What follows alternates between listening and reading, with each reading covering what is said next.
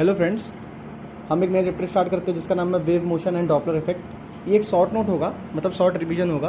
तो हम ये मानकर पढ़ाएंगे कि आप पहले से इसको पढ़ चुके हैं, बस ये एग्जाम टाइम में ना आपको बहुत हेल्प करेगा। तो आप इसको एक बार अगर देख लेंगे तो समझ रहे फार्मूला सब कुछ आपको समझ में आ जाएगा और आप कैसे अप्लाई करते हैं समझ में आ जाएगा, और फिर लास्ट टाइम में आप इसका इस्तेमाल कर सकते हैं। हम इसमें क्या पढ़ाएंगे, हम एक शॉर्ट सेक्शन है हमारा प्लेलिस्ट में, वहाँ पे जाके आप वेव का देख सकते हैं कि हम शॉर्ट सेक्शन में जो एक लेस देन 1 मिनट का हमने डाला है, तो वहाँ पे आप जाकर देख सकते हैं कि हम क्या इसमें पढ़ाएंगे। फिर अगर आपको लगता है कि हाँ वो यूज़फुल है तो आप यहाँ आगे कंटिन्यू कर सकते हैं। सबसे पहले स्टार्ट करते हैं wave motion and Doppler effect.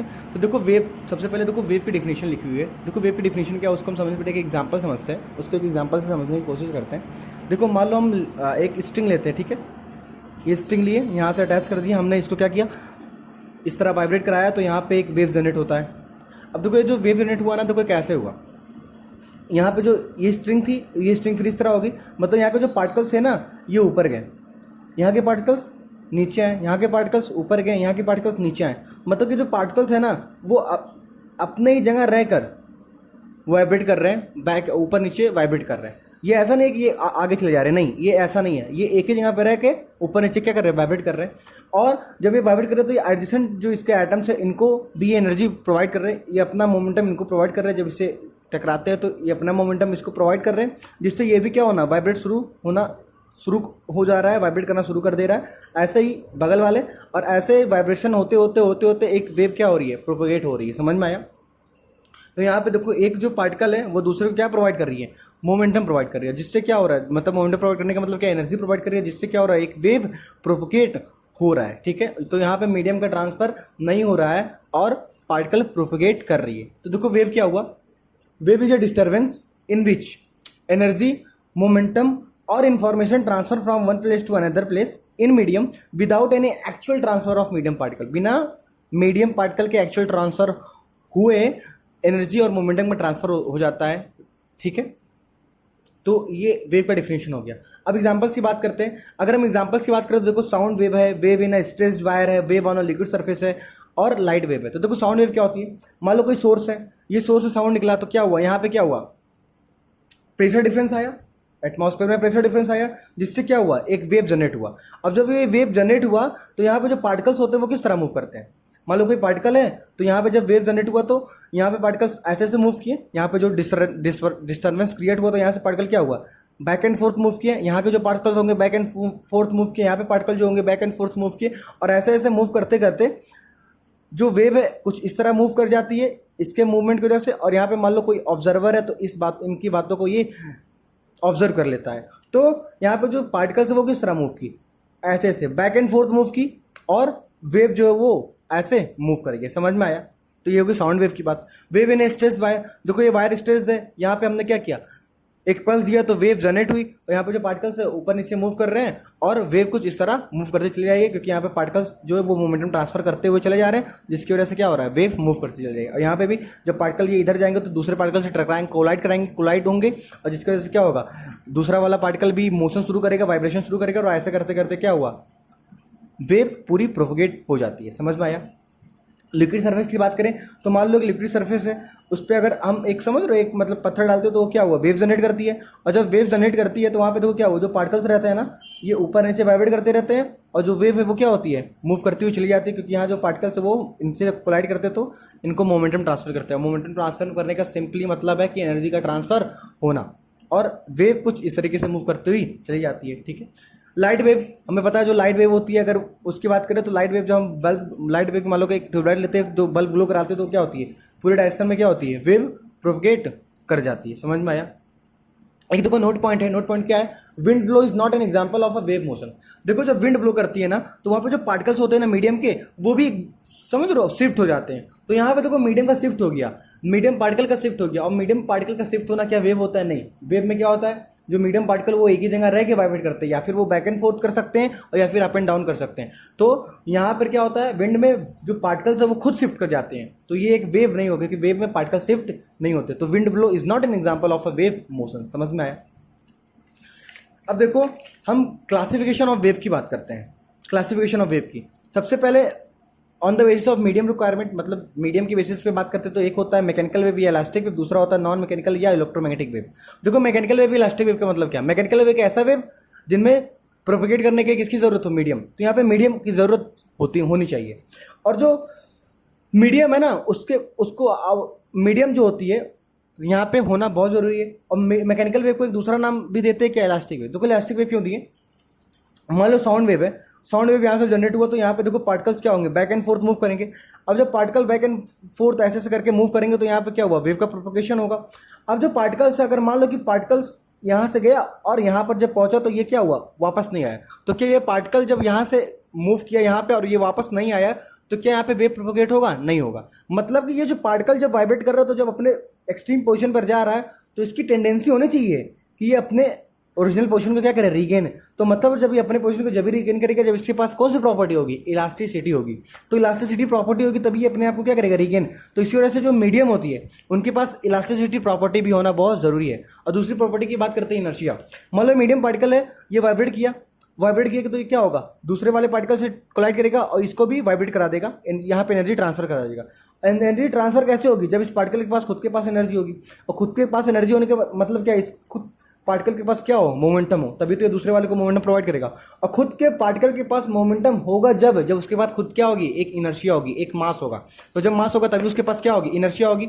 मतलब ये कि हर पार्टिकल के बाद पास क्या होना जरूरी है, इनर्शिया होगा तो मास होगा, मास होगी तो उसके पास मोमेंटम होगी, और मोमेंटम होगी तभी दूसरे वाले को एनर्जी प्रोवाइड करेगा, जिसकी वजह से वेव क्या होगी, प्रोपोगेट करेगी। मतलब कि हर एक पार्टिकल के पास क्या होना चाहिए, इनर्शिया, और उसके पास एक प्रॉपर्टी होती है जिसको क्या बोलते हैं, इलास्टिसिटी। तो एक मीडियम की बात करें तो मैकेनिकल वेव में मीडियम की बहुत ज़्यादा जरूरत होती है। और अगर मीडियम की बात करें तो उसके पास दो प्रॉपर्टी होनी चाहिए, एक होनी चाहिए इनर्शिया और दूसरी क्या होनी चाहिए, इलास्टिसिटी। दूसरी बात करते हैं नॉन मैकेनिकल या इलेक्ट्रोमैग्नेटिक वेव। ऐसे वेव होते हैं जिनके मीडियम प्रोवाइड करने के मीडियम की जरूरत नहीं होती। जैसे कि बात करें लाइट वेव देखो लाइट वेव जो होती है वो स्पेस से आती है, तो क्या स्पेस में हमारी बात करें तो क्या वहाँ पे एटमॉस्फेयर होता है, मीडियम पार्टिकल होते हैं, नहीं होते हैं, तो वहाँ पे भी लाइट क्या करती है, प्रोपोगेट करती है। मतलब कि ऐसे वेव जिनको प्रोपोगेट करने के लिए मीडियम की जरूरत नहीं होती उन्हें क्या बोलते हैं, नॉन मैकेनिकल वेव, या हम इसको इलेक्ट्रोमैग्नेटिक वेव भी कहते हैं। तो यहाँ पे देखो मीडियम की जरूरत नहीं होती, और ये प्रोपोगेट कहाँ पे भी कर सकते हैं, वैक्यूम में भी प्रोपोगेट कर सकते हो, तो प्रोपोगेट इन वैक्यूम आल्सो। अब बात करते हैं on the basis of direction of propagation. Direction of propagation की बात करें तो तीन तरीके के हो सकते हैं। हो सकता है एक ही डायरेक्शन में वेव मूव करे, हो सकता है दो डायरेक्शन की बात करें, या फिर करें तीन डायरेक्शन की। मतलब कि वेव जो 1D वेव भी हो सकती है, 2D वेव भी हो सकती है, 3D वेव भी हो सकती है। 1D वेव का मतलब कि मान लो ये स्ट्रिंग थी, हमने क्या दिया, एक पल्स दिया जिसके क्या हुआ, वेव जनरेट हुआ। तो यहाँ पर जो डायरेक्शन ऑफ प्रोपोगेशन है क्या वो इस डायरेक्शन में, मतलब एक ही डायरेक्शन में क्या हो रहा है, वेव प्रोपोगेट कर रहा है। तो ये कौन सा वेव हुआ, 1D वेव हुआ। अगर यहाँ पे बात करें सरफेस, वाटर के सरफेस पर हम जब एक पत्थर डालते हैं तो वहाँ पे वेव जनरेट होती है, और जो वेव जनरेट होती है वो वेव कैसे जनरेट हुई, क्या एक सरफेस हुई, और सरफेस एक क्या 2D फिगर है। तो मतलब कि यहाँ पे जो वेव सरफेस पे जनरेट हुई वाटर के, कौन सा वेव हुई, 2D वेव हुई। अगर बात करें बल्ब की, तो बल्ब जब जलती है तो वो क्या पूरे स्पेस में, मतलब समझ रहे, पूरे घर के अंदर वो फैल जाती है, और घर एक क्या है, 3D स्पेस है। मतलब कि ये जो वेव है कौन सी वेव है, 3D वेव है। समझ में आया। तो लाइट एक क्या है, 3D वेव है। अब बात करते हैं एनर्जी के प्रोपगेशन के बेसिस पर क्लासिफिकेशन ऑफ वेव। पहला है प्रोग्रेसिव या ट्रैवलिंग वेव, दूसरा नॉन प्रोग्रेसिव स्टैंडिंग या स्टेशनरी वेव। देखो प्रोग्रेसिव या ट्रैवलिंग वेव क्या हुआ, फॉर एग्जाम्पल हमने मान लो एक साउंड वेव जनरेट किया, तो ये जो साउंड वेव जनरेट किया तो ये वेव क्या हुआ, प्रोपगेट चली गई। क्या ऐसा कोई एंड है क्या कहीं जाके एंड हो जाए क्या, नहीं। मतलब ये वेव इनफाइनाइट डिस्टेंस तक जाएगी, कांस्टेंट स्पीड से मूव करेगी, इसका कुछ पार्टिकल एम्पलीट्यूड होगा। मतलब कि ऐसी वेव जो कि इनफाइनाइट डिस्टेंस तक मूव करती चली जाए, उस वेव को प्रोपगेट करती चली जाए, उस वेव को हम क्या बोलेंगे, प्रोग्रेसिव या ट्रैवलिंग वेव। तो energy propagate in unlimited and unbounded region. दूसरा है नॉन प्रोग्रेसिव स्टैंडिंग या स्टेशनरी वेव। ऐसे वेव जो कि एक लिमिटेड बाउंड्री के अंदर ही वो प्रोपगेट करे। फॉर एग्जांपल हमने मान लो रिवर है, रिवर में हमने एक पत्थर डाला और वहां पे क्या हुआ, वेव जनरेट हुआ। क्या वो वेव का कोई एंड है क्या, नहीं। लेकिन वही अगर वेव हम जनरेट करना चाहें, एक थाली के अंदर पानी लें और उसमें एक थोड़ा सा हल्का छोटा पत्थर डालें, तो यहाँ पे जो वेव जनरेट होगा जाएगा, फिर इस बाउंड्री से टकरा के फिर वापस चला आएगा। तो क्या ये वेव इन्फिनिट दूरी तक गया क्या, नहीं। ये क्या हुआ, एक पार्टिकुलर बाउंड्री में ये रजिस्ट हो गया। मतलब कि इसके बाहर ये नहीं जा सकता। मतलब कि जो वेव है वो किसी बाउंडेड रीजन में ही ट्रेवल कर रहा था। इस वेव को क्या बोल देंगे, नॉन प्रोग्रेसिव स्टैंडिंग या स्टेशनरी वेव। मतलब कि ऐसा वेव जो इनफाइनाइट दूरी तक जाए उसको बोलेंगे प्रोग्रेसिव वेव। ऐसा वेव जो लिमिटेड बाउंडेड रीजन तक ही जाकर मूव करे उस वेव को हम क्या बोलेंगे, नॉन प्रोग्रेसिव स्टैंडिंग या स्टेशनरी वेव। तो energy exist in a limited bounded reason. समझ में आया। अब बात करते हैं on the basis of vibration of medium particle, मतलब जो मीडियम है उनके जो पार्टिकल्स उनका वाइब्रेशन के बेसिस पर हम बताना चाह रहे हैं कि वेव कितने तरीके के होते हैं। पहला है लॉन्गिट्यूडिनल या प्रेशर वेव। देखो लॉन्गिट्यूडिनल वेव क्या होते हैं, मान लो एक साउंड की एग्जांपल लेते हैं, मान लो साउंड है, यहाँ पे साउंड प्रोड्यूस हुआ, तो जो वेव वो जनरेट हुआ। अब जो साउंड में जो वेव जनरेट हुआ, देखो वो किस तरह जनरेट हुआ होगा, यहाँ पे जो पार्टिकल्स रहे होंगे, यहाँ पे प्रेशर डिफरेंस हुआ होगा, तो यहाँ पे क्या होगा, पार्टिकल जो होंगे वो वाइब्रेट करना शुरू कर दे होंगे, वाइब्रेट करना शुरू कर दिए होंगे। ऐसे वाइब्रेट करते करते मोमेंटम में ट्रांसफर होते होते क्या हुआ, एक वेव क्या हो गई, प्रोपगेट होगी साउंड वेव। समझ में आया। अब देखो डायरेक्शन ऑफ प्रोपगेशन दो वेव का वो क्या इस तरह है, और जो पार्टिकल जो वाइब्रेट कर रहे हैं मीडियम में वो क्या करते हैं, along the direction of wave, direction of progression of wave के ही डायरेक्शन ये क्या कर रहे हैं, उसी के अलोंग क्या कर रहे हैं, वाइब्रेट कर रहे हैं। मतलब कि जो वेलोसिटी है प्रोपगेशन का पार्टिकल का वो किसके पैरेलल है, डायरेक्शन ऑफ प्रोपोगेशन का। समझ में आ गया, direction of propagation of wave का, मतलब कि यहाँ पे जो वेलोसिटी है पार्टिकल का और जो डायरेक्शन ऑफ प्रोपगेशन है वो दोनों क्या है, पैरेलल। तो ऐसे वेव को हम क्या बोल देंगे, लॉन्गिट्यूडिनल बोल देंगे, या इसी को हम बोलते हैं प्रेशर वेव। अब देखो प्रेशर वेव या पी वेव का मतलब क्या है, देखो हम जब यहाँ पे देखो एक बात और आप समझ लीजिए यहाँ पे कि जो यहाँ पे जो पार्टिकल है वो क्या हुआ, ऐसे ऐसे मूव किया, तो देखो दो पार्टिकल को हम ऑब्जर्व करते हैं। मान लो ये पार्टिकल था ना, ये ऐसे वाइब्रेट किया और ये भी पार्टिकल क्या होगा, ऐसे वाइब्रेट करेगा। तो देखो एक पॉइंट ऐसा आएगा ना कि जो पार्टिकल होगा यहाँ पे आएगा और एडिशन पार्टिकल की भी जो एक्सट्रीम पोजीशन होगी मान लो यहाँ पे आ गया, तो यहाँ पे देखो दोनों पार्टिकल एक साथ आ गया ना, तो मतलब यहाँ पे क्या होगा, डेंसिटी ज्यादा होगी। और यहाँ पे देखो एक पार्टिकल जो था ये यहाँ पे था, तो यहाँ पे पार्टिकल्स नहीं था, तो मतलब यहाँ पे डेंसिटी क्या हो गई, कम। तो यहाँ पे जो डेंसिटी आती है उसे बोलते हैं, डेंसिटी ज्यादा होती है उसे बोलते हैं कंप्रेशन, और जहाँ पे डेंसिटी कम होती है उसको बोलते हैं रेयरफेक्शन। मतलब कि यहाँ पे डेंसिटी डिफरेंस की वजह से जो पार्टिकल है, जो वेव है वो प्रोपगेट कर रहा है, और डेंसिटी डिफरेंस होने का मतलब प्रेशर का डिफरेंस होना, इस वजह से लॉन्गिट्यूडिनल वेव को हम क्या बोलते हैं, प्रेशर वेव भी बोलते हैं। और जहाँ पे डेंसिटी ज्यादा हो तो उसको बोलते हैं कंप्रेशन, और जहाँ पे डेंसिटी कम हो तो उसको बोलते हैं रेयरफेक्शन। मतलब कि जो लॉन्गिट्यूडिनल वेव है वो कंप्रेशन और रेयरफेक्शन फॉर्म में प्रोपगेट करता है। तो देखो velocity of particle is directly is parallel to direction of propagation, और जो प्रोपगेट करता है in the form of compression and rarefaction, इसको प्रेशर वेव क्यों बोलेंगे। यहाँ पे प्रेशर डिफरेंस जो है इसकी वजह से यहाँ पे क्या हो रहा है, वेव प्रोपगेट कर रहा है। और देखो प्रेशर डिफरेंस किस तरह, मान लो यहाँ पे दो पार्टिकल हैं, ये एक पार्टिकल है, कभी ये यहाँ पे भी आएगा, ये भी पार्टिकल यहाँ पे आएगा, तो यहाँ पे जो पार्टिकल की डेंसिटी क्या होगी, ज्यादा, तो यहाँ पे डेंसिटी क्या होगी, ज्यादा, तो मतलब यहाँ पे इसको हम बोलेंगे कंप्रेशन। ये पार्टिकल जब यहाँ आएगा तो यहाँ पे पार्टिकल जो रहेगी वहाँ पे, यहाँ पे पार्टिकल नहीं रहेगा, यहाँ पे कुछ पार्टिकल्स रहेंगे। ऐसे यहाँ वाले जब पार्टिकल जो ये वाले पॉइंट यहाँ पे आ जाएंगे, तो जो यहाँ पे इस पोजीशन की बात करेंगे तो यहाँ पे पार्टिकल कम रहेंगे, तो यहाँ पे भी पार्टिकल कम रहेंगे, यहाँ पे पार्टिकल कम रहेंगे, मतलब डेंसिटी क्या रहेगी दोनों जगह कम। तो ये पॉइंट क्या हो गया, रेयरफेक्शन। तो ऐसे कंप्रेशन रेयरफेक्शन कंप्रेशन रेयरफेक्शन के फॉर्म में वेव क्या होती है, प्रोपगेट करती है। तो ऐसे वेव को क्या बोलेंगे, लॉन्गिट्यूडिनल वेव या प्रेशर वेव या पी वेव। और एक बात और है, जो प्रेशर है वो हम कहाँ का लगा सकते हैं, सॉलिड में भी लगा सकते हैं, लिक्विड में भी लगा सकते हैं, गैस में लगा सकते हैं। तो ये जो लॉन्गिट्यूडिनल वेव है कहाँ क्या प्रोपगेट कर सकती है, सॉलिड में भी प्रोपगेट कर सकती है, लिक्विड में भी और गैस में भी, लेकिन कहाँ प्रोपगेट नहीं कर सकती, वैक्यूम में। क्यों, क्योंकि हमें पता है अगर वैक्यूम की बात करें तो वहां पे हम प्रेशर नहीं लगा सकते हैं। इसी वजह से जो लॉन्गिट्यूडिनल वेव है या प्रेशर वेव है या पी वेव है वहां कहाँ पे प्रोपगेट नहीं कर सकती, तो वैक्यूम में प्रोपगेट नहीं कर सकती। समझ में आया। दूसरी की बात करें ट्रांसवर्स मैकेनिकल वेव या शियर वेव या एस वेव। अब देखो इसका मतलब क्या है, इसको हम एग्जांपल से समझते हैं। देखो मान लो एक स्ट्रिंग है, हमने क्या किया, एक पल्स जनरेट किया जिससे क्या हुआ, वेव का प्रोपगेशन हुआ। समझ में आया। तो वेव का प्रोपगेशन इस डायरेक्शन में है, ये डायरेक्शन ऑफ प्रोपगेशन है। अब देखो जो पार्टिकल्स है ना वो किस तरह मूव कर रहे हैं, ये पार्टिकल्स कभी ऊपर जाएंगे कभी नीचे आएंगे, मतलब कि एक ही जगह पर रहकर पार्टिकल्स क्या होंगे, ऊपर नीचे मूव करेंगे। मान लो ये पार्टिकल्स है तो ये नीचे जाएगा फिर ऊपर जाएगा, मतलब ऊपर नीचे मूव कर रहे हैं। तो पार्टिकल्स जो है मीडियम के पार्टिकल्स क्या होंगे, वो अप एंड डाउन मूव कर रहे हैं, और जो डायरेक्शन ऑफ प्रोपगेशन क्या है वो इस डायरेक्शन में। तो क्या इन दोनों के बीच का एंगल क्या, 90 है। मतलब कि वाइब्रेशन ऑफ पार्टिकल और डायरेक्शन ऑफ प्रोपगेशन ये दोनों आपस में क्या है, 90 डिग्री के एंगल पे हैं। मतलब कि ऐसे वेव जिनमें पार्टिकल की जो वेलोसिटी है वो डायरेक्शन ऑफ प्रोपगेशन के परपेंडिकुलर हो, तो ऐसे वेव को हम क्या बोलेंगे, ट्रांसवर्स वेव लेंगे। और यहाँ पे देखो मीडियम प्रेजेंट है तो इसको बोलेंगे मैकेनिकल, मतलब ट्रांसवर्स मैकेनिकल वेव। और एक बात यहाँ पे और समझिए, इसको हम शियर वेव या एस वेव क्यों बोलते हैं। देखिए ये मान लो वेव प्रोपगेट हुई ना, ये मान लो स्ट्रिंग थी, देखो ध्यान से, ये मान लो स्ट्रिंग थी, यहाँ से अटैच था, हमने एक पल्स यहाँ पे जनरेट किया तो ये कुछ वेव इस तरह बनी, ठीक है। अब देखो ये जो पार्टिकल है ये ऊपर ऊपर जाना चाह, ठीक है। इसको जो एडजेसेंट पार्टिकल है क्या ये भी ऊपर जाना चाह रही है? हाँ, मतलब देखिए यहाँ पे जब हमने एक वेव को यहाँ पे समझ इसको जब हमने ऊपर किया तो यहाँ पे एक वेव जनरेट हुआ, और जब ये वेव जनरेट हुआ तो यहाँ पे जो पार्टिकल्स जो इसके एडजेसेंट वाले थे इनकी भी टेंडेंसी हुई कि भैया हमें ऊपर जाना है। तो यही जो टेंडेंसी है किसी भी पार्टिकल की क्या है? टेंडेंसी है कि हमें भी क्या करना है? प्रोपेगेट करके एडजेसेंट वाले की वजह से ऊपर जाना है। इसी टेंडेंसी को हम बोलते हैं शेयरिंग प्रॉपर्टी। तो ये शेयरिंग प्रॉपर्टी कहाँ देखने को मिला?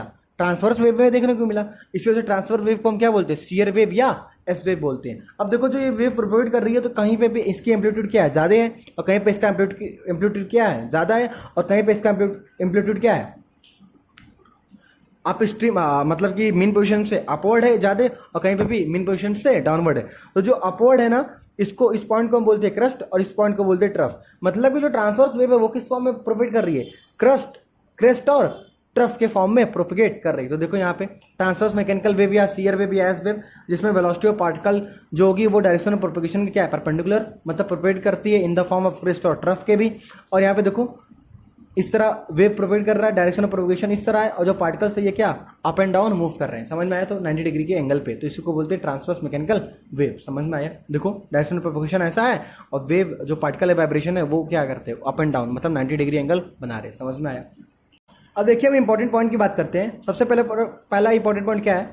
Every longitudinal wave is mechanical in nature, but every mechanical wave is not only longitudinal but transverse also. For example देखो लॉन्गिट्यूडनल वेव है, मान लो तो साउंड है, साउंड एक लॉन्गिट्यूडनल वेव है क्योंकि यहाँ पे मीडियम है, तो साउंड एक लॉन्गिट्यूडनल वेव है और वो बैक एंड थ्रो मूव करता है, इस वजह से वो लॉन्गिट्यूडनल है। और यहाँ पे मीडियम है जिसकी वजह से क्या है? Mechanical wave. मतलब कि साउंड वेव एक लॉन्गिट्यूडनल वेव भी है और एक मैकेनिकल वेव भी है।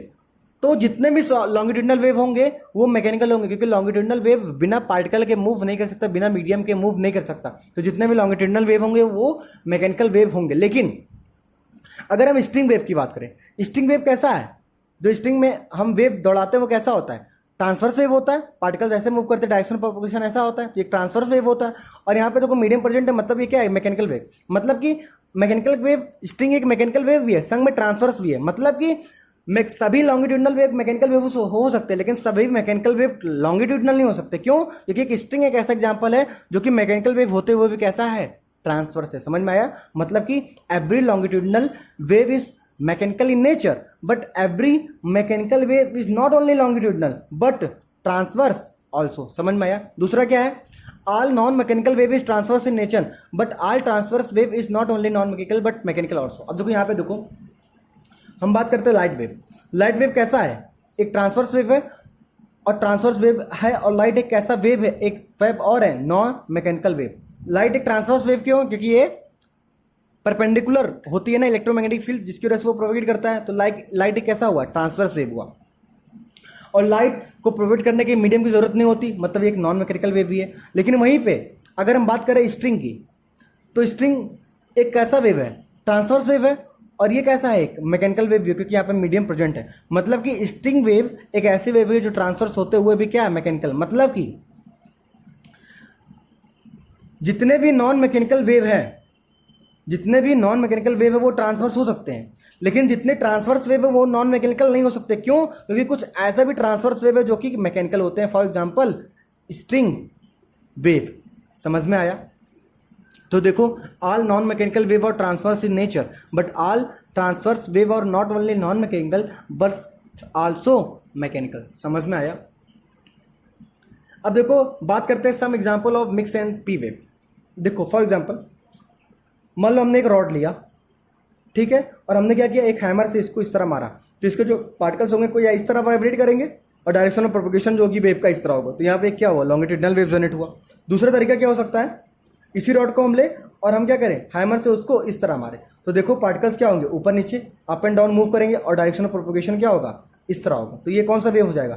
Transverse wave. लेकिन ऐसा भी तो हो सकता है ना कि हम इसी रॉड पे हम कुछ एंगल पे मारे, तो जो पार्टिकल्स होंगे वो ऐसे ऐसे वाइब्रेट करेंगे। मतलब कि इसका कुछ डायरेक्शन क्या होगा? हॉरिजॉन्टल होगा, और कुछ डायरेक्शन क्या होगा? वर्टिकल। मतलब यहाँ पे लॉन्गिट्यूडनल वेव ट्रांसवर्स वेव, दोनों ही क्या करेंगे, एग्जिस्ट करेंगे। क्यों? क्योंकि यहाँ पे देखो अब वेव जो डायरेक्शन ऑफ प्रोपगेशन जो वेव का होगा कुछ इस तरह होगा, तो यहाँ पे देखो कुछ पार्टिकल इस तरह मूव कर रहे हैं, तो ये कैसा वेव बना रहा है, लॉन्गिट्यूडनल, और कुछ वाई पार्टिकल इस तरह मूव कर रहे हैं, तो ये कैसा वेव बना रहा है, ट्रांसवर्स। मतलब कि सॉलिड में ट्रांसवर्स वेव और लॉन्गिट्यूडनल वेव दोनों एक साथ एग्जिस्ट कर रहे हैं, इस वजह से इसको बोलते हैं मिक्स्ड वेव। क्योंकि हमें पता है लॉन्गिट्यूडनल वेव को हम क्या बोल सकते हैं, P wave, are transverse wave को क्या बोलते हैं, एस वेव। तो मतलब एस वेव दोनों एक साथ प्रेजेंट है कि सॉलिड में, तो इसको क्या बोलेंगे, मिक्स्ड वेव।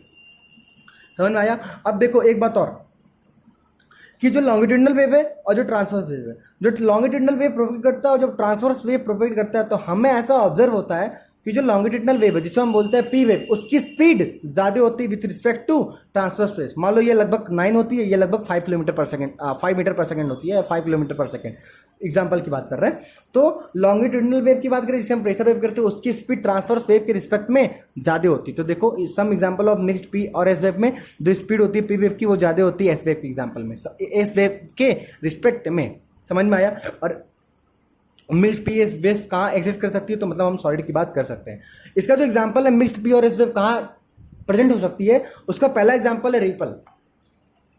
देखो रिपल क्या होता है, जो लिक्विड होती है ना, लिक्विड की सरफेस पे जब वेव बनती है तो उसको बोलते हैं रिपल। तो यहाँ पे जो पार्टिकल्स होते हैं, ये जो पार्टिकल्स होते हैं ये कुछ इस तरीके से मूव करते हैं, मतलब कि ये बैक एंड फोर्थ में मूव करते हैं, अप एंड डाउन भी मूव करते हैं। ऐसे जो ये पार्टिकल्स होंगे ये कुछ इस तरीके से मूव करेंगे, मतलब कि अप एंड डाउन में मूव करेंगे और बैक एंड फोर्थ भी मूव करते हैं। तो लिक्विड सरफेस की अगर बात करें तो wave on the liquid surface जिसे हम लिक्विड रिपल कहते हैं, इनमें जो मीडियम पार्टिकल होती है ना वो अप एंड डाउन भी मूव करती है, बैक एंड फोर्थ भी मूव करती है। इसी वजह से ये एक इक्लिप्स फॉर्म करता है। और अगर कंडीशन दे दी जाए कि जो लॉन्गिट्यूडनल वेव की वेलोसिटी है और जो ट्रांसवर्स वेव की वेलोसिटी है दोनों इक्वल है, तो ये कैसा फॉर्म करने लगेगा, एक कंप्लीट सर्कल। समझ में आ गया? तो पहला मिक्स्ड पी और एस वेव का एग्जांपल क्या है, रिपल वेव। दूसरा एग्जांपल की बात करें सिस्मिक वेव। सिस्मिक वेव कैसे जनरेट होती है, अर्थक्वेक की जब बात करते हैं तो वहां पे हमें सिस्मिक वेव जनरेट होने को मिलती है। तो जब अर्थक्वेक आती है ना अर्थ क्रस्ट में, मान लो ये अर्थ का सरफेस है, ये मान लो अर्थ क्रस्ट है, तो यहाँ पे जो होती है, तो जब अर्थक्वेक आती है तो जो वेव जनरेट होती है उसको हम बोलते हैं सिस्मिक वेव।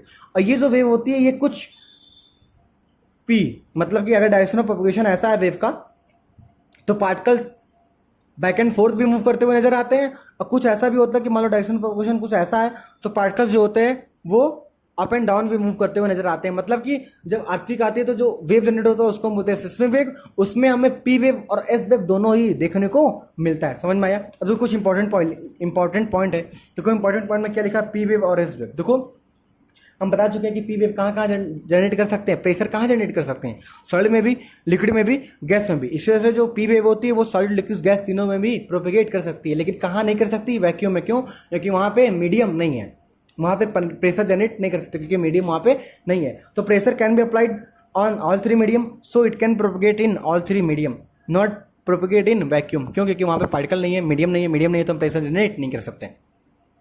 दूसरा बात करते हैं एस वेव। एस वेव मतलब स्टीयरिंग प्रॉपर्टी। स्टीयरिंग प्रॉपर्टी हम कहाँ जनरेट कर सकते हैं, रिजिड बॉडीज में। और रिजिड बॉडीज की अगर बात करें तो सॉलिड हो सकता है, और लिक्विड का सरफेस को भी हम रिजिड बॉडीज बोल सकते हैं। क्यों? क्योंकि वहाँ पर सरफेस टेंशन होती है, तो जो सरफेस होती है ना खिंची हुई होती है। क्योंकि आपको पता है सरफेस टेंशन वहाँ पे होता है, पार्टिकल्स जो होते हैं वो अपने आप को कम मिनिमाइज करना चाहते हैं एरिया। समझ में आया?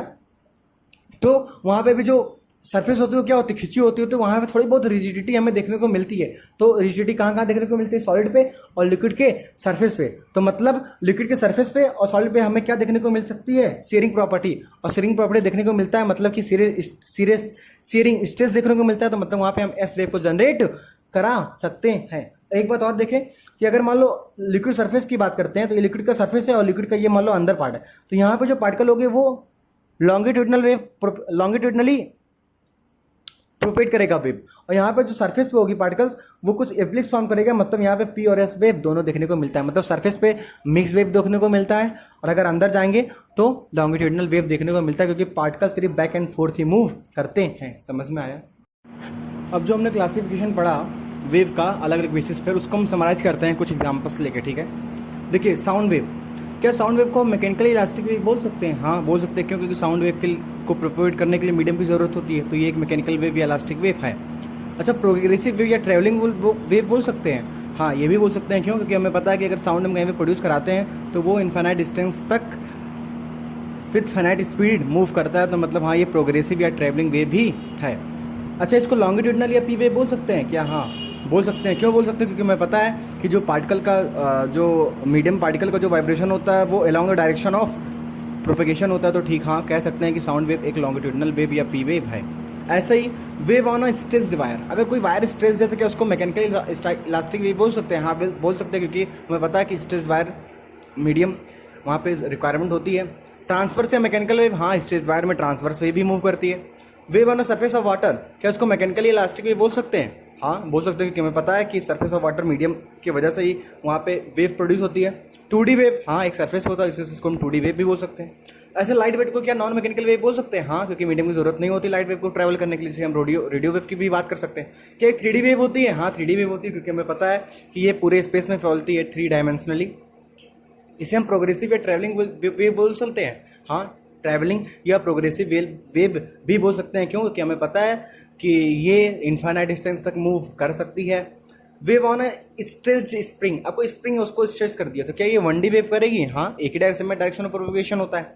मैकेनिकल या इलास्टिक वेव है, हाँ पार्टिकल वहाँ पे है तो मैकेनिकल या इलास्टिक वेव ही है, क्योंकि हमें पता है ज़रूरत होता है प्रोपगेट करने के लिए। अच्छा, नॉन प्रोग्रेसिव या स्टैंडिंग या स्टेशनरी वेव की हम बात करते हैं। हमने बता चुका नॉन प्रोग्रेसिव या स्टैंडिंग या स्टेशनरी वेव कौन होते हैं? जिसको हम बाउंडेड मीडियम में क्या करवाते हैं? प्रोपगेट करवाते हैं। यहाँ पे देखो, waves in organ pipe, sonometer, wave, resonance tube experiment, हम इन सब की आगे बात करेंगे। बहुत ही सिंपल है ये सब। वेव इन ऑर्गन पाइप हम थोड़ा सा बता देते हैं। देखिए, आप विजुअल देखे होंगे ना, तो देखो विजुअल में क्या होता है, कुछ ऐसा होता है ना सिलेंड्रिकल। जब आप इसमें माउथ से फूंक मारते हो तो क्या होता है? वेव प्रोड्यूस होती है, और वेव प्रोड्यूस होती है तो क्या फिर यहाँ तक जाती है और फिर ये क्या होती है? वापस चली आती है। मतलब कि जो हम जब फूंक मारते हैं तो एक ऑर्गन पाइप में क्या हुआ, वेव प्रोपोगेट किया और फिर एक बाउंडेड मीडियम के बाद टकरा कर ये वापस चला आएगा। तो यहाँ पे क्या हुआ, वेव प्रोपोगेट एक बाउंडेड मीडियम के अंदर ही कर रही है, तो इसको हम क्या बोलेंगे? नॉन प्रोग्रेसिव स्टैंडिंग या स्टेशनरी वेव। अब यहाँ पे जो एक तरफ से क्लोज है तो हम इसी को बोलते हैं क्लोज ऑर्गन पाइप, अगर दोनों तरफ से खुला होता तो बोलते हैं और ओपन ऑर्गन पाइप। बस यही होता है, ठीक है। अब हम आगे बात करते हैं, तो यहाँ पे जाके आपका जो मतलब वो वाला सेक्शन होता है ना, क्लासिफिकेशन ऑफ वेव, खत्म होता है, ठीक है। अब देखिए हम क्या बात करते हैं, fundamental elements of a wave motion. मान लो कोई वेव हो रही है, वेव कोई प्रोपेगेट कर रहा है, तो उसमें जितने भी समझ रहे हो, जितने भी टर्म होते हैं हम उसको यहाँ पे डिफाइन करने की कोशिश कर रहे हैं। देखो यहाँ पे मान लो कोई पार्टिकल होती, मान लो ये अगर मान लो एक स्ट्रेच्ड वायर है, ठीक है। हमने क्या किया, इस पॉइंट में पकड़ के हमने इसको एक पल्स जनरेट किया, तो यहाँ पे क्या हुआ, वेव बना। अब देखो ये फुल वेव, एक लैम्डा वाला वेव कैसे बनेगा? जब ये पार्टिकल है जो एक ऑसिलेशन कर लेगा, तो देखो ठीक है, तो जब ये एक ऑसिलेशन करेगा तो ये क्या हुआ, एक वेव बन जाएगा।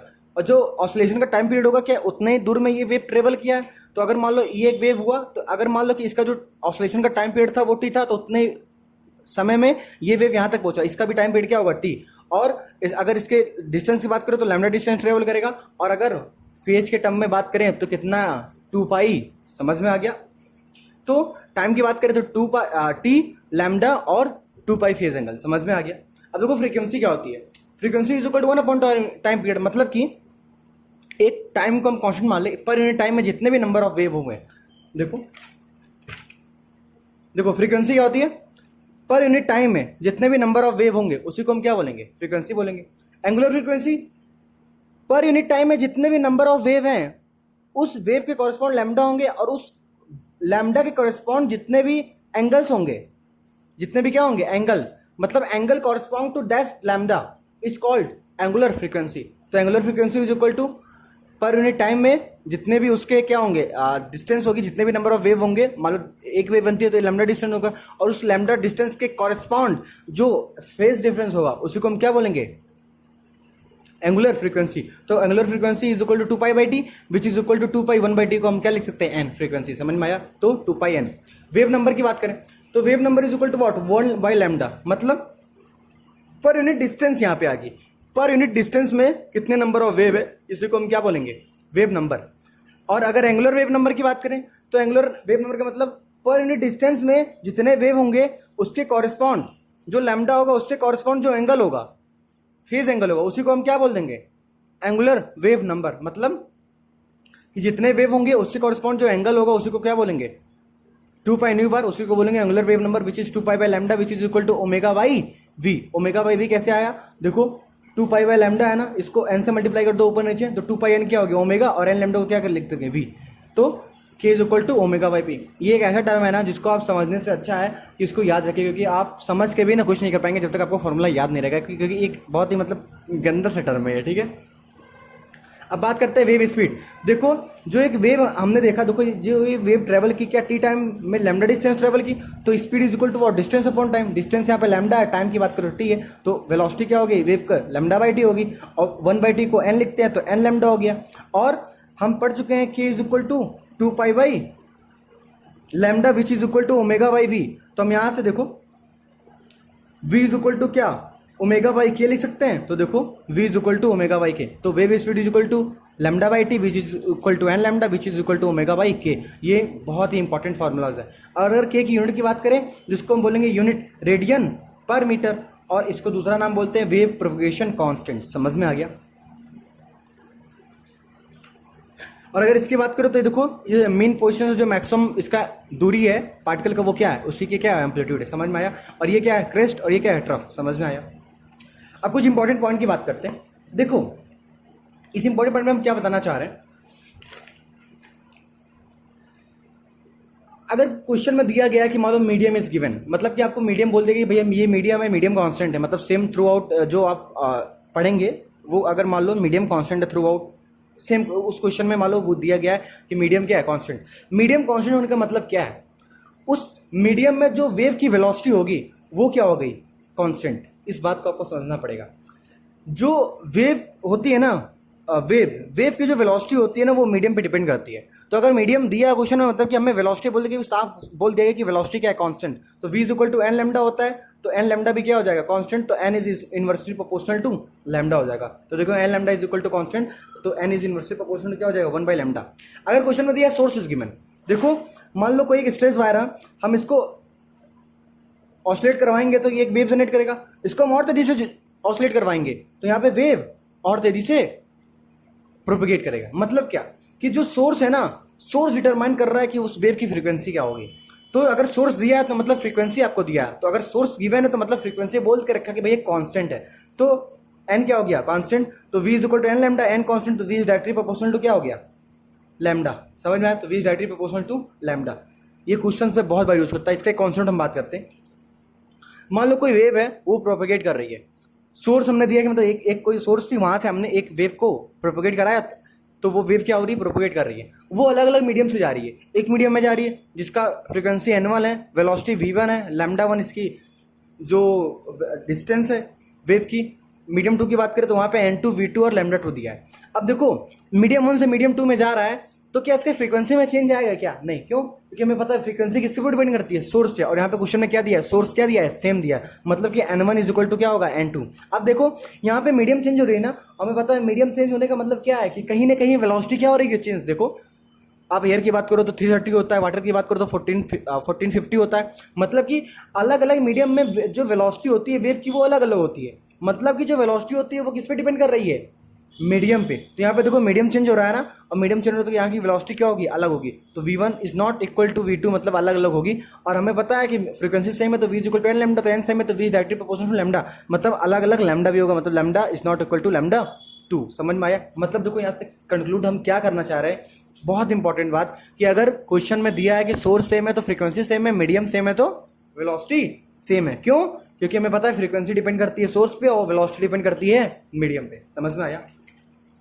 अब देखो हम बात करते हैं equation of plane progressive wave. हम इसको बता नहीं रहे कैसे आया, क्योंकि अगर हम दूसरा वीडियो अगर बनाएंगे, मान लो कि सब पूरे चैप्टर्स को अच्छे से पढ़ाएंगे, तो उसमें हम ये बताएंगे। तो हम सिर्फ यहाँ पे शॉर्ट नोट बता रहे हैं, हम बता चुके हैं कि आप पहले से इसको पढ़ चुके हैं, ये रिवाइज कर रहे हैं आप। तो equation of plane progressive wave का मतलब क्या है कि मान लो कोई वेव है ना, वो लगातार चलती चली जा रही है, तो हम बोलेंगे प्लेन प्रोग्रेसिव वेव। अब हम क्या करना चाह रहे हैं कि किसी पॉइंट पर मान लो ये वेव गई, तो इस पॉइंट पर जब मान लो ये इसका क्रेस्ट आएगा तो ये पार्टिकल ऊपर जाएगा, अगर ट्रफ आएगा तो पार्टिकल क्या आएगा, नीचे जाएगा। मतलब ये पार्टिकल क्या होगा, किसी पॉइंट पी पर क्या करेगा, ऑसिलेट करेगा। तो हम क्या करना चाह रहे हैं, किसी पॉइंट टी पर, किसी डिस्टेंस एक्स पर इस पार्टिकल की डिस्प्लेसमेंट को ऑब्जर्व करना चाह रहे हैं, इसी के हम इक्वेशन को लिखना चाह रहे हैं। तो देखो जनरल इक्वेशन क्या आती है प्लेन प्रोग्रेसिव वेव की, वो आती है y is equal to a sin omega t plus minus kx plus five. अब देखो प्लस माइनस की बात करें तो यहाँ पे आपको हम बता दे रहे फिर से, देखिए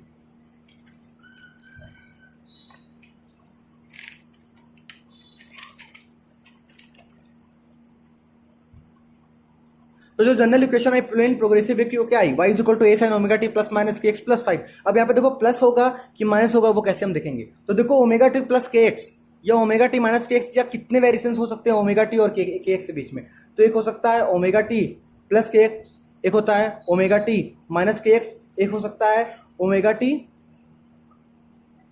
माइनस ओमेगा टी माइनस के एक्स, एक हो सकता है ओमेगा टी माइनस के एक्स, एक हो सकता है minus omega T plus K x. ये चार वेरिएशंस हमें देखने को मिल सकते हैं। अब देखो अगर इसकी बात करें तो बात करते हैं sine minus omega T minus के एक्स, माइनस कॉमन लो तो minus sine omega T plus K X, sine को आगे माइनस हटाने का मतलब पाई ऐड करते हैं तो sine omega T plus K X plus pi. तो देखो यहाँ ओमेगा टी प्लस पाई आ गया ना, मतलब कि हम माइनस ओमेगा टी माइनस के एक्स को हम omega T plus K X में कन्वर्ट कर सकते हैं। ऐसे ही इसकी बात करें तो sine minus omega T plus K x, minus common लो तो minus sine omega T minus के एक्स, और माइनस को हटाने के लिए हम क्या करेंगे, पाई ऐड करेंगे तो ओमेगा टी माइनस के एक्स प्लस पाई। तो देखो माइनस ओमेगा टी प्लस से उसके हम ओमेगा टी माइनस के एक्स में कन्वर्ट कर दिया कि नहीं। तो देखो minus omega T plus K X में कन्वर्ट हो गया ओमेगा टी माइनस के एक्स में। और देखो यहाँ पे जो प्लस आएगा कि माइनस आएगा, तो ये हम जब सॉल्व करते हैं इक्वेशन तो हमें वहां से समझ में आता है, रिजल्ट आता है। तो देखो हमें ऐसा सच याद रखना है कि यहाँ पे प्लस आएगा कि माइनस आएगा वो डिपेंड किससे करेगा। अगर हमें ओमेगा टी और के एक्स की दोनों साइन सेम दिखती है, सेम का मतलब क्या, प्लस प्लस भी हो सकता है या माइनस माइनस भी हो सकता है, तो जो वेव होगी वो किस डायरेक्शन में मूव करती हुई नजर आएगी, निगेटिव एक्स डायरेक्शन में। समझ में आया। और अगर ओमेगा टी और के एक्स की वैल्यू अपोजिट आती है, मतलब ओमेगा टी माइनस के एक्स हो या minus omega T plus K x हो, तो जो वेव होगी वो किस डायरेक्शन में प्रोपेगेट करती समझ में आएगी, प्लस एक्स डायरेक्शन में। समझ में आया। तो हमें क्या याद रखना है कि जो जनरल इक्वेशन होती है प्रोग्रेसिव वेव की वो होती है y equal to a sin omega T plus minus X plus 5, जिसमें अगर दोनों साइन पॉजिटिव है या दोनों साइन नेगेटिव है, मतलब साइन सेम है, तो डायरेक्शन किधर होगा, नेगेटिव एक्स में। और अगर दोनों की साइन डिफरेंट है, मतलब माइनस प्लस या प्लस माइनस है, तो वहां पे जो डायरेक्शन होगा वो वेव की क्या होगी, पॉजिटिव एक्स डायरेक्शन में। साइन के बाद जितने भी टर्म होते हैं उनको हम बोलते हैं phase angle theta, which is equal to omega T plus minus के एक्स प्लस 5। अब यहाँ पे जो 5 होता है ना, इसको क्या कहते हैं, 5 को हम बोलते हैं इनिशियल फेज एंगल। देखो क्या होता है, अगर मान लो कोई वेव है वो प्रोपगेट कर रही है, ठीक है, तो हम क्या पता करना चाहते हैं, at T is equal to 0 X equal to 0, जो इससे कॉरस्पॉन्ड इसका जो एम्पलीट्यूड है ना, इस एम्पलीट्यूड के कॉरस्पॉन्ड जो इसका डेल्टा फाई है, डेल्टा फाई मतलब देखो हमें पता है कि delta X by lambda is equal to delta phi upon 2 pi होता है ना, तो डेल्टा एक्स के कॉरस्पॉन्ड जो डेल्टा फाई है उसी की बात कर रहे हैं। तो हम पता करना चाहते हैं at T is equal to 0 X is equal to 0, इस पार्टिकल का जो डिस्प्लेसमेंट है उसके कॉरस्पॉन्ड जो एंगल है उसी को हम क्या बोलते हैं, इनिशियल फेज एंगल। तो फाई की वैल्यू क्या होती है, at T is equal to 0 X is equal to 0, जो पार्टिकल की डिस्प्लेसमेंट के है उसके अलावा उससे कॉरस्पॉन्ड जो इसका फेज डिफरेंस हो उसी को हम क्या बोलते हैं, उसके कॉरस्पॉन्ड जो फेज एंगल उसी को हम क्या बोलते हैं, इनिशियल फेज एंगल। समझ में आया। यहाँ पे एक चीज और समझ सकते हैं, देखो y is equal to a sin omega T plus minus के एक्स प्लस 5 है ना, x क्या बता रहा है कि वेव किस डायरेक्शन में प्रोपेगेट कर रही है, y क्या बता रहा है, उस पार्टिकल की डिस्प्लेसमेंट। तो देखो अगर y ऐसे है और x वेव इस तरह मूव करे तो ये कौन सा वेव हो जाएगा, ट्रांसवर्स वेव हो जाएगा। अगर यहाँ पे x हो यहाँ पे x हो तो कौन सा वेव हो जाएगा, मतलब पार्टिकल ऐसे वाइब्रेट कर रहा है और डायरेक्शन ऑफ प्रोपेगेशन भी ऐसे, तो ये कौन सा वेव हो जाएगा, लॉन्गिट्यूडनल वेव। हो सकता है यहाँ पे y है, यहाँ पे मान लो कि z डायरेक्शन में मूव करेगा तो y और z मतलब ट्रांसवर्स वेव। यहाँ पे x होता है मतलब कि लॉन्गिट्यूडनल वेव। यहाँ पे y तो यहाँ पे भी y मान लो हो सकता है, तो ये कौन सा वेव हो जाएगा, लॉन्गिट्यूडनल वेव। मतलब कि यहाँ की और यहाँ की पोजीशन को इन दोनों को बता के y और x इन दोनों को देखकर हम बता सकते हैं कि वो लॉन्गिट्यूडनल वेव होगी कि ट्रांसवर्स वेव होगी। और यहाँ पे साइन कैसे लिखेंगे, अगर दोनों के साइन सेम है, ओमेगा टी के एक्स की वैल्यू मतलब माइनस माइनस या प्लस प्लस है तो नेगेटिव एक डायरेक्शन में, और दोनों डिफरेंट हो तो किसमें होगी, पॉजिटिव एक्स डायरेक्शन में। और यहाँ पे ये कैसे आता है, तो हम जब इसको सॉल्व करते हैं इसका जो इक्वेशन लिखते हैं उससे आता है। अब देखो हम पता करना चाहते हैं वेलोसिटी ऑफ पार्टिकल, मतलब क्या है कि जो वेव है ये प्रोपेगेट कर रही है, तो वेव जब प्रोपेगेट कर रही है तो जो पार्टिकल है ना वो वाइब्रेट कर रहे होंगे उसके हिसाब से। अब हम पता करना चाह रहे हैं कि जो ये पार्टिकल वाइब्रेट करे ना इनकी वेलोसिटी क्या है, इस जो पार्टिकल वाइब्रेट करे उसकी वेलोसिटी क्या है, तो जो उसकी वेलोसिटी होती है वो होती है dy बाई डी टी, यही जो इसकी डिस्प्लेसमेंट है उसको हम डिफरेंशिएट कर दे टाइम के साथ, तो यही वेलोसिटी हो जाएगी, वेलोसिटी ऑफ पार्टिकल। तो dy by D T which is equal to A omega cos omega two plus minus के एक्स। और अगर पार्टिकल की मैक्सिमम वेलोसिटी की बात करते हैं तो हमें कॉस की वैल्यू क्या होती है, +1 से -1 तक वेरी करती है। तो अगर इसको मैक्सिमम करना तो हम तो ए को चेंज नहीं कर सकते, ओमेगा को चेंज नहीं कर सकते, मतलब हमें क्या चेंज करना पड़ेगा इसको। तो कॉस की मैक्सिमम वैल्यू क्या होती है, +1, तो +1 यहाँ पर रखेंगे, तो +1 रखेंगे तो पार्टिकल की जो मैक्सिमम वेलोसिटी होगी वो क्या आएगी, ओमेगा, क्या आएगी, ए ओमेगा। समझ में आया? मतलब कि हम पहले क्या देखें कि इस पार्टिकल की डिस्प्लेसमेंट क्या होगी, दूसरा क्या देखें इस पार्टिकल की वेलोसिटी क्या होगी। अब हम क्या पता करना चाहते हैं, रिलेशन बिटवीन, यहाँ पे देखो प्लस माइनस है ना, तो कैसे ये बताएंगे। अगर यही चीज है, अगर सेम साइन होगा ओमेगा टी और के एक्स के बीच में, तो हम यहाँ पे क्या लगाएंगे, अगर ओमेगा टी के एक्स की बात करें तो यहाँ पे साइन कैसे देखेंगे, डायरेक्शन के हिसाब से, मतलब नेगेटिव एक्स डायरेक्शन में अगर वेव मूव कर रहा है तो यहाँ पे क्या आएगा, सेम साइन आएगा, पॉजिटिव पॉजिटिव आ सकता है, नेगेटिव नेगेटिव आ सकता है। और यहाँ पे इसके कॉरेस्पॉन्डिंग क्या आएगा, पॉजिटिव अगर मैं मूव करेगा डायरेक्शन में तो यहाँ पे क्या आएगा, पॉजिटिव नेगेटिव या नेगेटिव पॉजिटिव। समझ में आया? अब बात करते हैं relation between wave velocity and particle velocity. देखो इसका मतलब क्या है, जब कोई पार्टिकल है, जो वेव है वो मूव कर रही है, और वेव जब मूव करे तो वहां पे पार्टिकल क्या हो रहे हैं, ऑसिलेट कर रहे हैं। अब ये जो पार्टिकल ऑसिलेट कर रहे हैं इसकी कुछ वेलोसिटी है, और जो वेव मूव करे इसकी भी कोई वेलोसिटी है। तो हम पता करना चाहते हैं कि जो इसकी वेव की वेलोसिटी है, जो पार्टिकल की वेलोसिटी है, उनके बीच में क्या रिलेशन है। समझ में आया?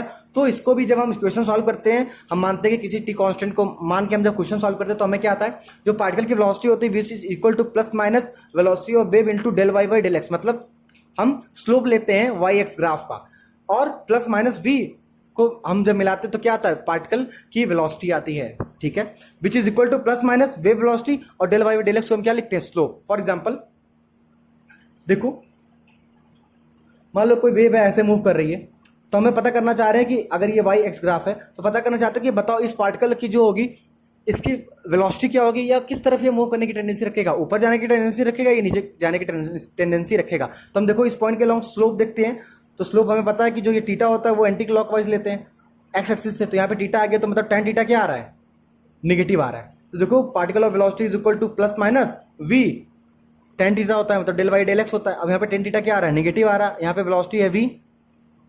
अब देखो प्लस माइनस किसके अकॉर्डिंग करेंगे, वही बात है कि अगर पॉजिटिव एक्स में जाएगी तो नेगेटिव लेंगे, नेगेटिव एक्स में जाएगी तो हम पॉजिटिव लेंगे। तो यहाँ पे देखो अगर मान लीजिए पॉजिटिव एक्स डायरेक्शन में जा रही है तो यहाँ पे ये क्या आएगा, नेगेटिव आएगा, और नेगेटिव नेगेटिव मिला के क्या होगी, पॉजिटिव। मतलब कि वेलोसिटी ऑफ पार्टिकल क्या आ रही है, पॉजिटिव। मतलब कि ये जो पार्टिकल ये कहाँ मूव करने की टेंडेंसी रखेगा, अपवर्ड। ऐसा ही अलग अलग पॉइंट पे हम पता कर सकते हैं कि पार्टिकल किधर मूव करने की कोशिश करेगा, या कहीं कहीं एंगल दिया रहता है और बोलता है कि बताओ, बहुत सारे क्वेश्चन पूछता है कि पार्टिकल की वेलोसिटी क्या है। समझ में आया? तो देखो velocity of particle is equal to plus minus V del Y by del X is equal to plus minus V of wave velocity into slope. अब देखो अगर पॉजिटिव एक्स में मूव करेगा तो यहाँ पे क्या आएगा, नेगेटिव, तो माइनस वी, और स्लोप को हम tan टीटा लिख सकते हैं, एक्स वाई एक्स ग्राफ की बात करेंगे। और अगर प्रोपेगेट कर रहेगा वेव माइनस एक्स डायरेक्शन में तो यहाँ पे क्या आएगा, पॉजिटिव। समझ में आया? अब देखो relation between phase difference, path difference and time difference की बात करते हैं, तो हमें सिंपल सा पता है कि अगर एक वेव यहाँ पे अगर पार्टिकल एक ऑसिलेशन करेगा तो ये एक वेव बनेगी, ये इसका जो टाइम पीरियड होगा वही इसका टाइम पीरियड होगा। तो ये जो टी टाइम में ये लैम्डा डिस्टेंस ट्रेवल करती है जिसका फेज डिफरेंस कितना होता है, 2 पाई। अब इन तीनों को अगर रिलेट करने के लिए हम रिलेशन पता करें तो जो रिलेशन आता है वो delta five upon 2 pi is equal to delta X by lambda which is equal to delta T by T. और आपको पता है ये कैसे आता है, एक सिंपल यूनिटरी मेथड से आता है जो कि हम यहाँ पे नहीं बता रहे। तो delta five upon 2 pi is equal to delta X by lambda which is equal to delta T by T. अलग अलग फाइव के कॉरस्पॉन्ड डेल्टा एक्स और डेल्टा टी हम पता कर सकते हैं। समझ में आया? अब देखिए हम जो प्लेन प्रोग्रेसिव वेव की बात करें तो हमने क्या पढ़ा, हमने पढ़ा कि अगर कोई वेव प्रोपेगेट कर रही है तो जो पार्टिकल वहां पे वाइब्रेट कर रहे होंगे उन पार्टिकल की डिस्प्लेसमेंट क्या होगी, उन पार्टिकल की वेलोसिटी क्या होगी, और उस पार्टिकल और उस वेव के बीच में वेलोसिटी क्या होगी। तो ये पढ़े, ये और ये, यही तीनों चीज हमने पढ़ा। और कैसे हम डायरेक्शन की बात करते हैं कि एक्स डायरेक्शन में मूव कर रहा है पॉजिटिव एक्स में तो निगेटिव कैसे आएगा, निगेटिव मूव करेगा तो पॉजिटिव कैसे आएगा। समझ में आया? अब देखिए अभी कॉन्सेप्ट समझते हैं। ये कॉन्सेप्ट देखो हमने नोट्स में लिखा नहीं है, लेकिन मैं इसलिए बता रहा हूँ कि जब आप क्वेश्चन सॉल्व करेंगे ना तो कॉन्सेप्ट बिना आप जान नहीं पाएंगे और कॉन्सेप्ट यूज हो जाएगा और आप उसको यूज भी कर लेंगे क्योंकि आपको एक बार हमने बता रखा है। तो वो बिना समझे, आपको बिना जाने वो आपका जो कॉन्सेप्ट है वो यूज हो जाएगा, तो हम उसको बता दे रहे हैं। ठीक है, यहाँ पे हमने नोट्स में नहीं लिखा है। ठीक है, देखिए हमने क्या देखा, y is equal to A sine omega T minus के एक्स, और एक हमने देखा था y is equal to A sine के एक्स माइनस ओमेगा टी। हमने बताया था ना 4 वेरिएशन हो सकते हैं ओमेगा टी और के एक्स के बीच में, plus plus minus minus plus minus minus plus, ठीक है। तो हम ए साइन ओमेगा टी माइनस के एक्स और ए साइन के एक्स माइनस ओमेगा टी में अंतर पता करना चाहिए कि ये क्या कहना चाहता है, ठीक है। तो देखिए हम बात करें टी इज इक्वल टू 0, तो अगर टी इज इक्वल टू 0 की बात करेंगे तो वाई इज इक्वल टू क्या होगी, ए साइन ये 0 हो जाएगा तो माइनस के एक्स होगी। अब देखो ग्राफ ड्रॉ करें वाई और एक्स के बीच में, तो माइनस साइन है ना, तो मतलब ये नीचे से ड्रॉ होगा और ये डिस्टेंस क्या हो जाएगी, लैम्डा, ठीक है। अब बात करें एक्स इज इक्वल टू 0, जब हम एक्स इक्वल 0 रखेंगे तो एक्स इक्वल 0 रखेंगे तो क्या आएगा, Y is equal to A sine omega T आएगा, तो Y is equal to A sine omega T आएगा। अब टाइम और वाई के बीच में ग्राफ ड्रॉ करो तो साइन आ रहा है, तो ऐसा ग्राफ होगा, इसको क्या बोलेंगे, टाइम पीरियड। ऐसे यहाँ पे बात करते हैं, अगर हम at T is equal to 0 की बात करें तो इसको 0 करेंगे तो y is equal to A sine के एक्स आएगा। तो हम x और y के बीच में जब ग्राफ ड्रा करेंगे तो साइन पॉजिटिव आ रहा है, इस तरह ग्राफ होगा और इसको क्या बोलेंगे हम, लैम्डा। और अगर यहाँ की बात करें तो at x is equal to 0 की बात करें तो यहाँ पे ये 0 हो जाएगा, तो y is equal to A sine minus omega T, मतलब t और y के बीच में ग्राफ ड्रॉ करें तो यहाँ माइनस आ रहा है, मतलब ग्राफ कुछ ऐसा होगा, ये क्या होगा, टाइम पीरियड। देखो ये कहना क्या चाह रहा है, कहना ये चाह रहा है कि अगर हम x इज इक्वल टू 0 पर, x इज इक्वल टू 0 को मान लो कोई वेव है, वेव प्रोपेगेट कर रही है, तो हम क्या किए, किसी पॉइंट x पर हम इस पार्टिकल को जब ऑब्जर्व करेंगे ना तो ये टाइम के साथ कैसा दिखेगा हमें, सबसे पहले ये पार्टिकल मेन पोजीशन से ऊपर जाके फिर ये ऑसिलेट करता हुआ दिखेगा। तो यहाँ पे ये सबसे पहले ऊपर जाएगा फिर ऑसिलेट करता हुआ दिखेगा, समझ में आया।